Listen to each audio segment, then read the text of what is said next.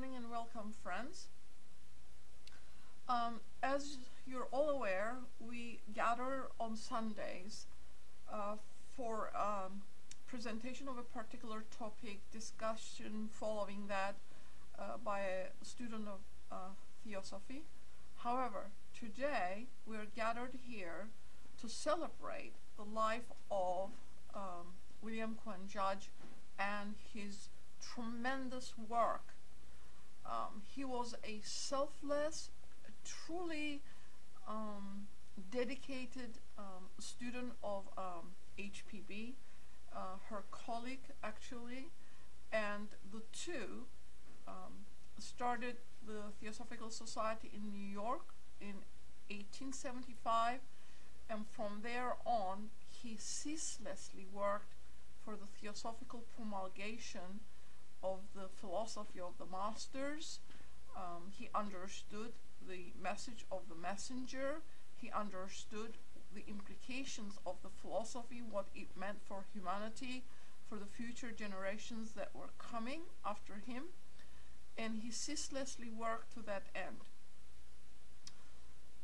Today we celebrate this being. As you can see from the amount of work that he has left in such a short period of time, and not being with us for longer than necessary, nevertheless he did a tremendous work as a corollary to HPB's masterworks, and these are simply written, but it has a spiritual voice sort of encompassing all of his work. And if we find that current that is in his work, then all of these books become very clear to the inner ear, because we hear what is meant.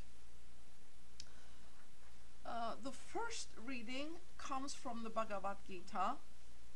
A man enjoyeth not freedom from action, from the non-commencement of that which he hath to do, nor doth he obtain happiness from a total abandonment of action.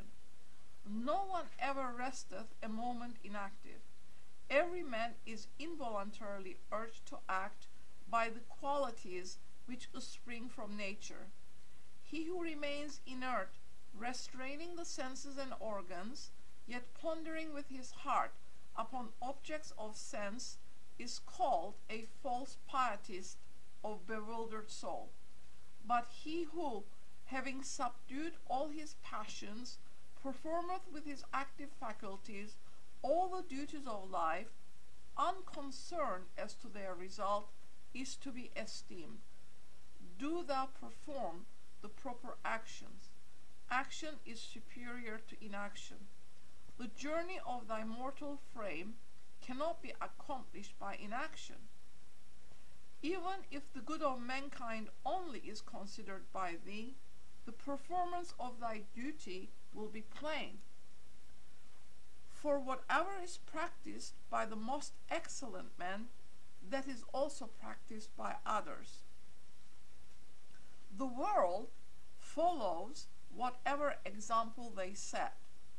As the ignorant perform the duties of life from the hope of reward, so the wise men, from the wish to bring the world to duty and benefit mankind, should perform actions without motives of interest. It is better to do one's own duty, even though it be devoid of excellence, than to perform another's duty well. It is better to perish in the performance of one's own duty. The duty of another is full of danger. Those who have a spiritual discrimination call him wise, whose undertakings are all free from desire, for his actions are consumed in the fire of knowledge. He abandoneth the desire to see a reward for his actions, is free, contented, and upon nothing dependeth, and although engaged in action, he really doeth nothing. The sacrifice through spiritual knowledge is superior to sacrifice made with material things. Every action without exception is comprehended in the spiritual knowledge of son of Pritha. Seek this wisdom by doing service, by strong search, by questions, and by humility. The wise who see the truth will communicate it unto thee, and knowing which thou shalt never again fall into error, of son of Bharata. By this knowledge thou shalt see all things and creatures whatsoever in thyself, and then in me. Even if thou wert the greatest of all sinners, thou shalt be able to cross over all sins in the bark of spiritual knowledge. As the natural fire of Arjuna reduceth fuel to ashes, so does the fire of knowledge reduce all actions to ashes.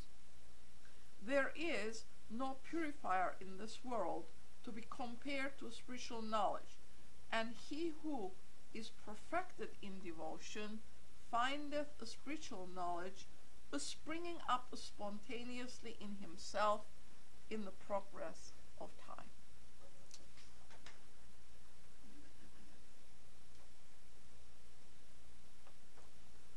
Reading number 2 is from Echoes from the Orient. What appears to the Western mind to be a very strange superstition prevails in India about wonderful persons who are said to be of immense age and who keep themselves secluded in places inaccessible to the ordinary traveler.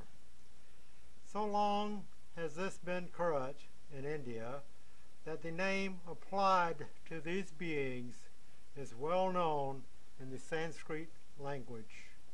Mahatma, in quotes, a compound of two words, Maha, great, and Atma, soul. The belief in the existence of such persons is not confined to the ignorant, but is shared by the educated of all castes. The lower classes look upon the Mahatmas as a sort of gods, and think most of their wonderful powers and great age. The pundits, or learned class, and educated Hindus in general, have a different view. They say that Mahatmas are men or souls with unlimited knowledge of natural laws and of man's history and development. They claim also that the Mahatmas, or rishis, as they are sometimes called, have preserved the knowledge of all natural laws for ages, not only by tradition among their disciples, but also by actual records and in libraries existing somewhere in the many underground temples and passages in India. Some believers assert that there are also stores of books and records in secluded parts all over that part of Tibet, which is not known to Europeans, access to them being possible only for the Mahatmas and adepts. The credence given to such a universal theory grows out of an old Indian doctrine that man is a spiritual being, a soul, in other words, and that this soul takes on different bodies from life to life on earth in order at last to arrive at such perfect knowledge through repeated experience as to enable one to assume a body fit to be the dwelling place of a Mahatma, or perfected soul. Then they say that particular soul becomes a spiritual helper to mankind. The perfected men are said to know the truth about the genesis of worlds and systems, as well as the development of man upon this and other planets. Were such doctrines held only in India, it would be natural to pass the subject by with a brief mention. But when it is found that a large body of people in America and Europe hold the same beliefs, it is interesting to note such an un-Western development of thought. The Theosophical Society was formed in New York in 1875 with the avowed object of forming a nucleus of universal brotherhood.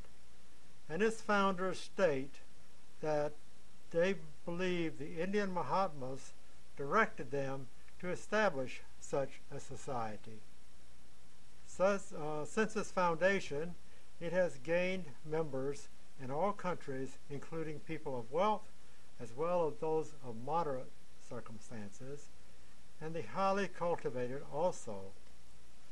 Within its ranks, there flourish beliefs in the Mahatmas of India and in reincarnation and its twin doctrine, karma. This last holds that no power, human or divine, can save one from the consequences of acts performed, and that in this life we are experiencing the results due to us for all acts and thoughts which were ours in the preceding incarnation.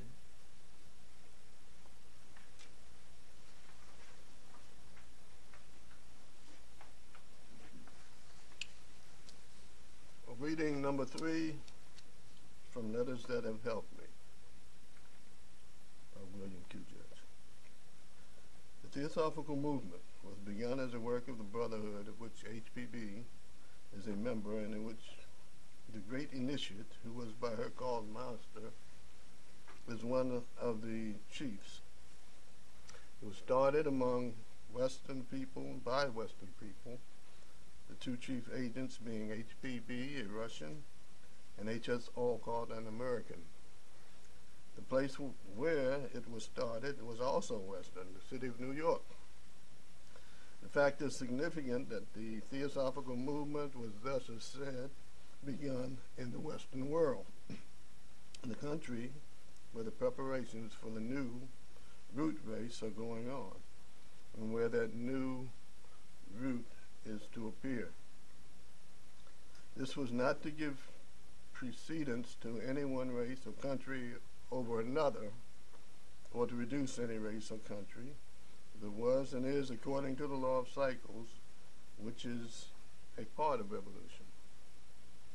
In the eye of that great law, no country is first or last, new or old, high or low, but each at the right time is appropriate for whatever the work is that must be performed.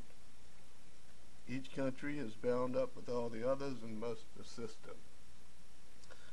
This movement has, among others, an object which should be borne in mind. It is the union of the West with the East, the revival of the East, of those greatnesses which once were hers. The development in the West of that occultism, which is appropriate for it, so that it may, in its turn, hold out a helping hand to those of older blood who may have become fixed in one idea or degraded in spirituality. For many centuries, this union has been worked towards, and workers have been sent out through the West to lay the foundations. But not until 1875 could a wide public effort be made, and then the Theosophical Society came into existence because the times were ripe and the workers ready. The new era of Western occultism definitely began in 1875 with the efforts of that noble woman who abandoned the body of that day not long ago. This does not mean that the Western occultism is to be something wholly different from and opposed to what so many know or think they know. Eastern occultism.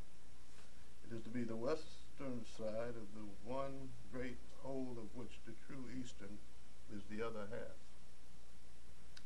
It has, as its mission, largely entrusted to the hands of the Theosophical Society to furnish to the West that which it can never get from the East, to push forward and raise high on the circular path of evolution, now rolling west, the light that lighteth every man who cometh into the world, the light of the true self, who is the one true master for every human being. All other masters are but servants of that true one. In it, all real lodges have their union. HPB knew, and you have been told before, that high and wise servants of the lodge have remained with the West since many centuries for the purpose of helping it on to its mission and destiny. That work, it would be well for the members of the Theosophical movement to continue without deviating, without excitement, without running to extremes, without imagining that truth is a matter of either longitude or latitude. The truth of the soul's life is in no special quarter of the compass. It is everywhere round the whole circle, and those who look in one quarter will not find it.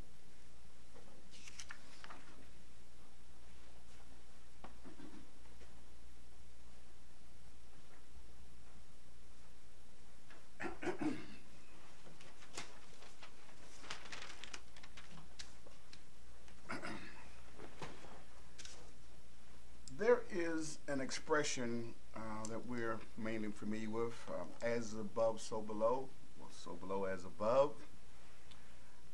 In connecting the spiritual with the secular, we see that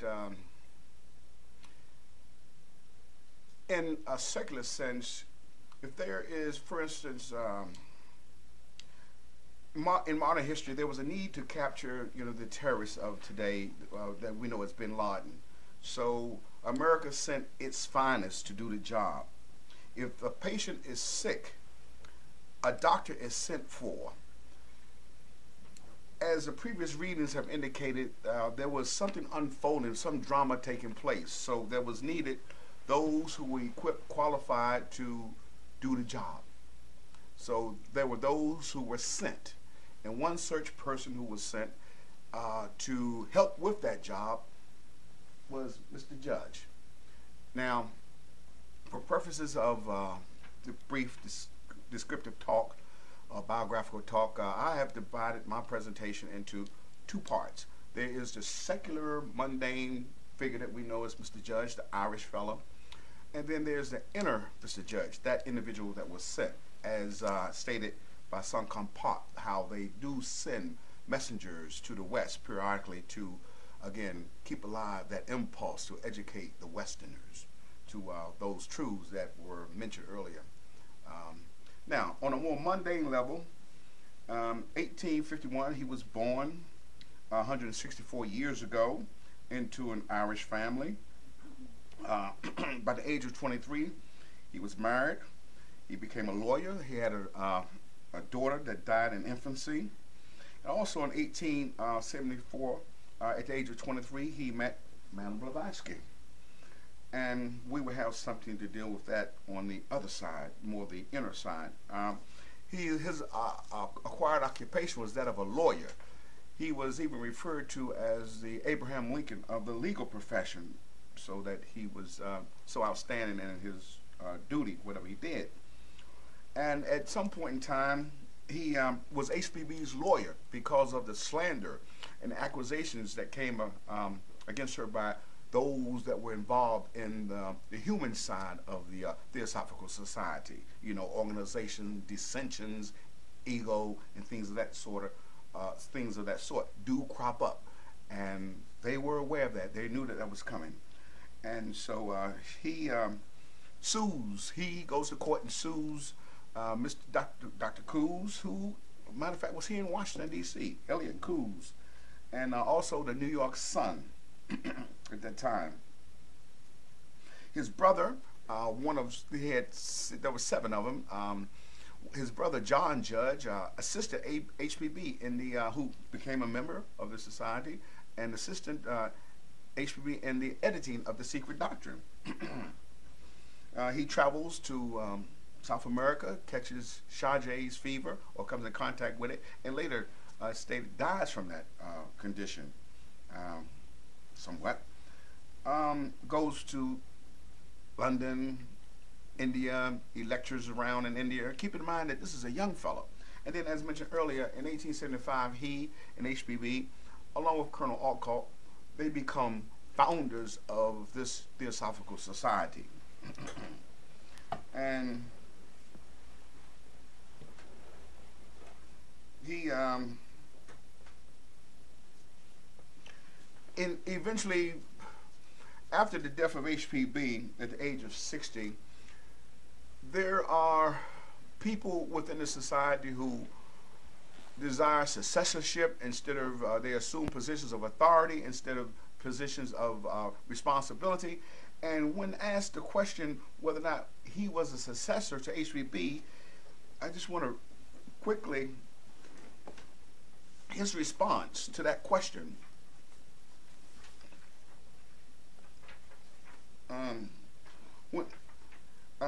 He says, when asked the question about successorship, he says, she is sui generis. She can have no successor.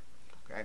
And this is one of the issues that surrounded why his work has become so obscured in a sense because of these organizational dissensions that occurred. What I want to do now is to transfer to the more occult side of Mr. Judge. As you read here, in the Ocean of Theosophy, on the very first page, in the introduction, he states here that the tone of settled conviction may be thought to pervade the chapters is not the result of dogmatism or conceit, but flows from knowledge and based upon evidence and experience. Okay, so now keep it in mind that this is a young man. He meets HPB at 23, but look, and he dies at the age of 45. So now this right here, he looks to be maybe over 45, because Mr. Student has always thought maybe even 60-ish with the beard and the gray and stuff like that. But from the age of 23 years old until 1896, till he dies, he devotes his energy and effort to the Theosophical movement. And what I want to do is just to highlight some of the more inner sides. For instance, when he first met HPB, and I would just to set the tone, keep it in mind of someone who was sent. He states,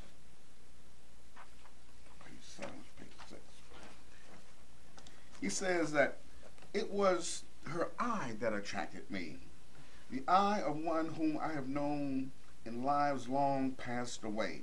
She looked at me in recognition at that first hour, and never since has that look changed. Not as a questioner of philosophies did I come before her, not as one groping in the dark for lights that schools and fanciful theories had obscured, but as one wandering many periods through the corridors of life, was seeking the friends who could show where the designs for the work had been hidden.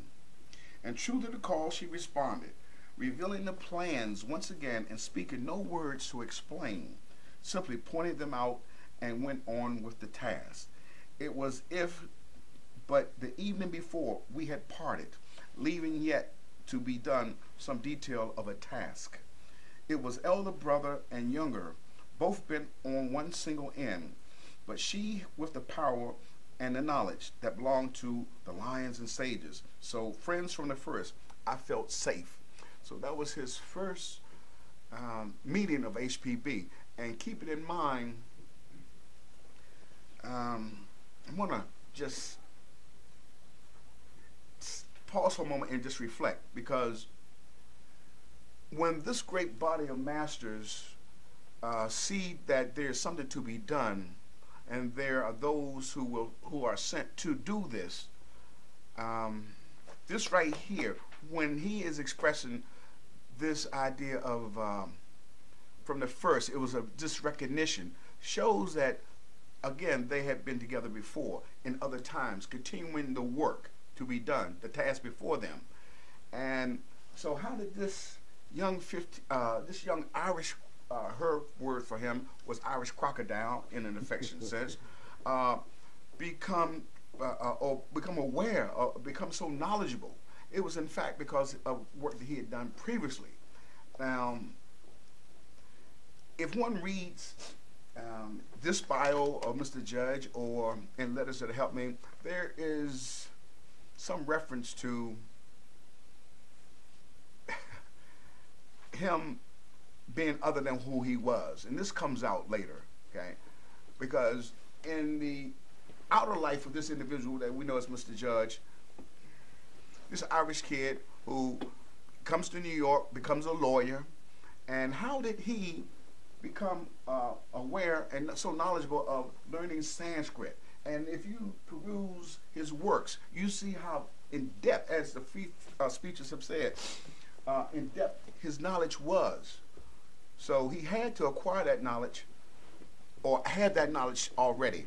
And if you look at his life in some mundane sense, here's this young guy who becomes married, and he marries his wife. She's a Methodist, so he has to be distracted with her, his kid, and he's 23 years old, and yet he's a young man translating from Sanskrit the Bhagavad-Gita, Patanjali's.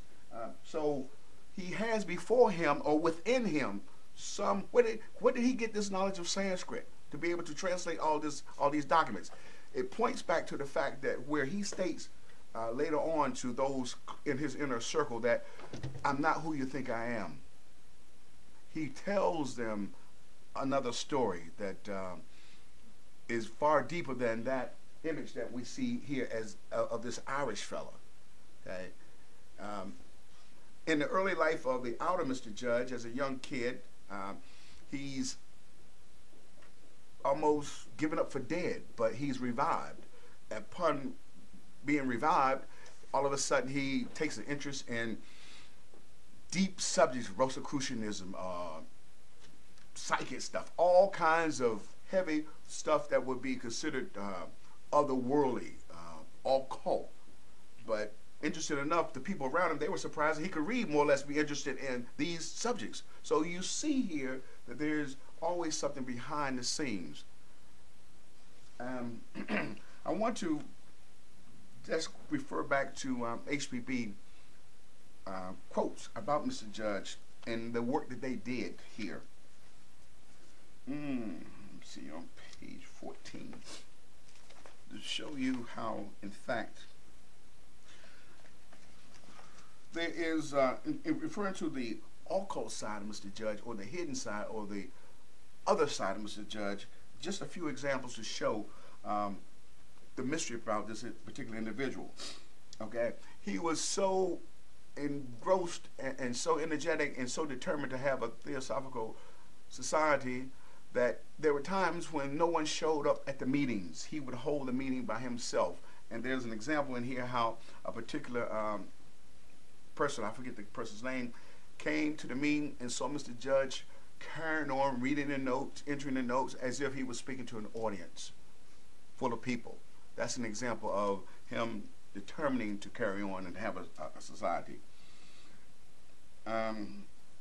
Also, there was a time when at one of the conventions that they held early on, there's an example of an observer stated that Mr. Judge was overshadowed by a master or some Nirmanakaya that we are familiar with in theosophical parlance.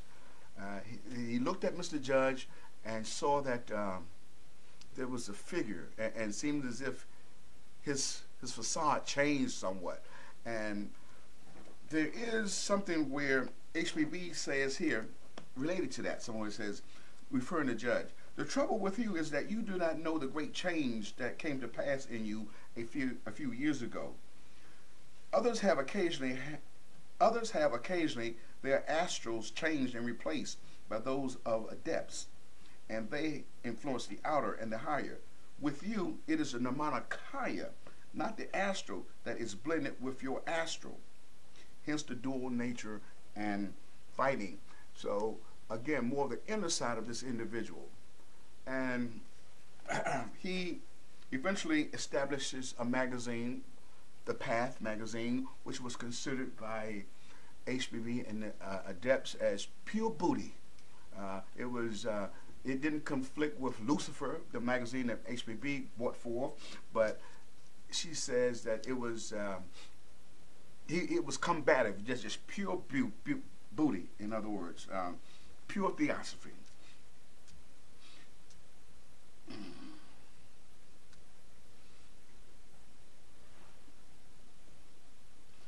And once again, it should be brought out how, in terms of the occult side of his life, later on after HPB leaves, those who tried to assume positions of authority and ego took place, they challenged him and eventually accused him of fraudulent activity. Despite all this period, Mr. Judge remained calm. There was no acrimony, because to remain calm in the face of aspersions cast that you were a liar and you've altered all these things shows that in his writings how anger, when he speaks about anger in the book, in the Gita, in the notes of the Gita, has to be avoided because it destroys the astral body. And here's an example of an individual who is living it through practical occultism. The stuff that he's talking about in his books, he's actually living. He's living that life, and this was the strength that he had to carry forth his mission to the end. Some more, just briefly, quotations by HPB about Mr. Judge and how he was the backbone of the Theosophical movement. Let's see here. Page 24, page 27.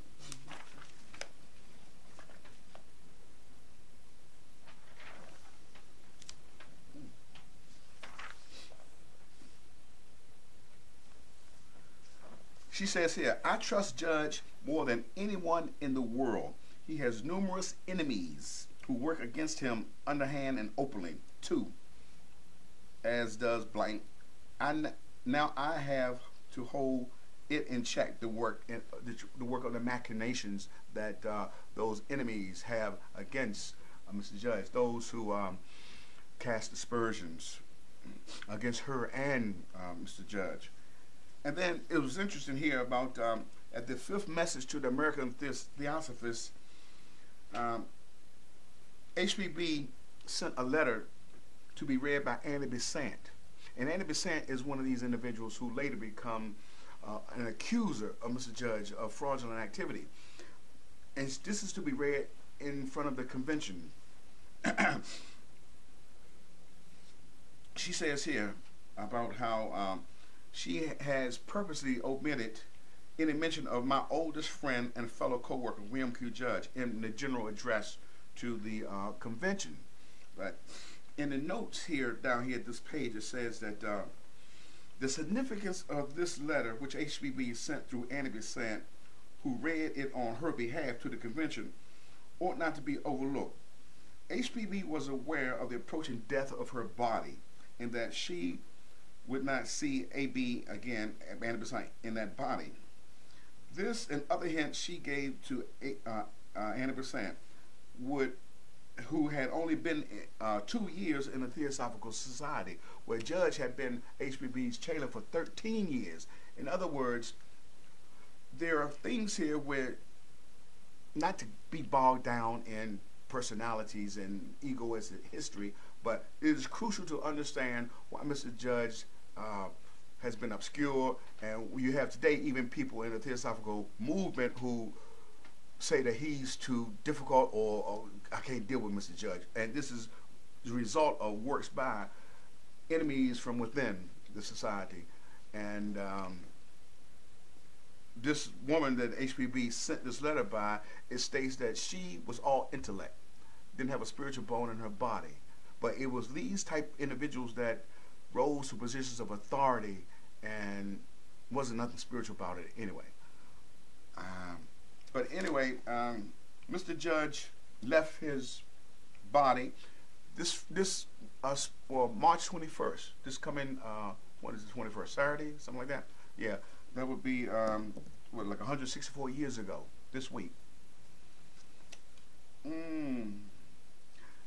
And just briefly going over some of his stuff.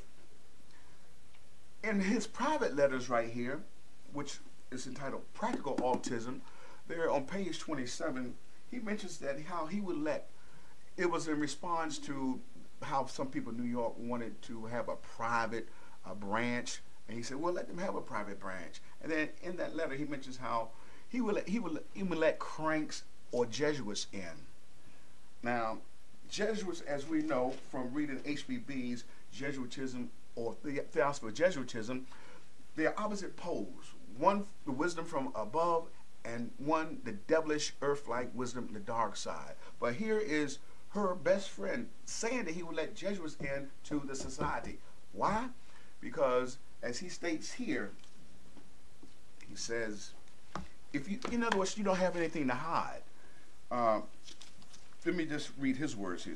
He said, I would let in cranks, Jesuits, anybody, for I know that if the leaders keep the objects plainly in front, the cranks and the Jesuits will be nil because they can find no place for their plans. So this again shows you the insight that Mr. Judge had, the fortitude that he had, and the strength. So that will end my presentation, Mr. Judge, and hopefully we will continue some more insights later on.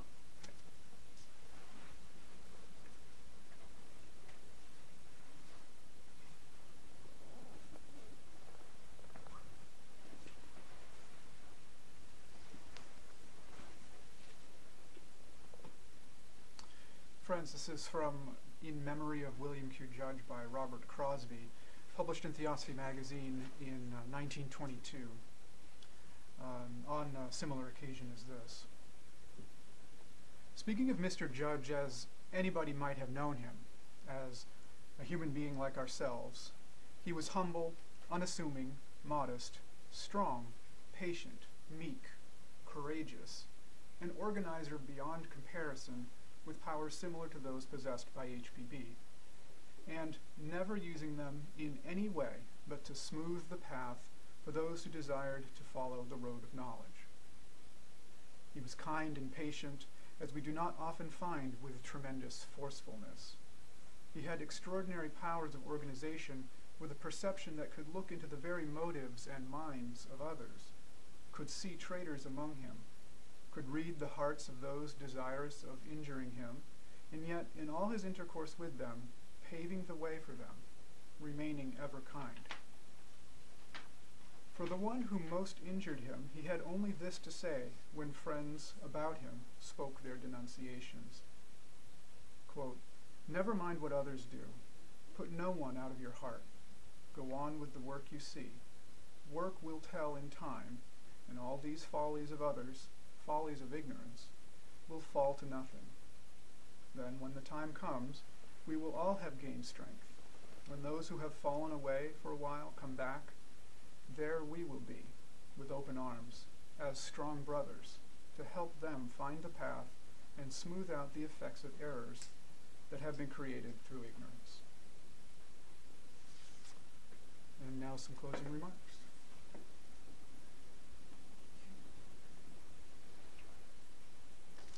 This concludes our program for today. Thank you for all participating in it. As stated, Mr. Judge came to guide, to inform, to promulgate, to leave written works in conjunction with the master works of HPB to enable those future generations that came after him to understand it. He wrote it in a very simple fashion. It is very understandable, and his works show the character of the writer. We will now get together and establish friendship on account of this special day. Thank you. And next Sunday's talk at 11 o'clock is Behind Will Stands Desire. Please join us then. And there's no collections and so forth. All meetings are free. Students carry on this work throughout the world on the basis of their own initiative. And please join us if you can.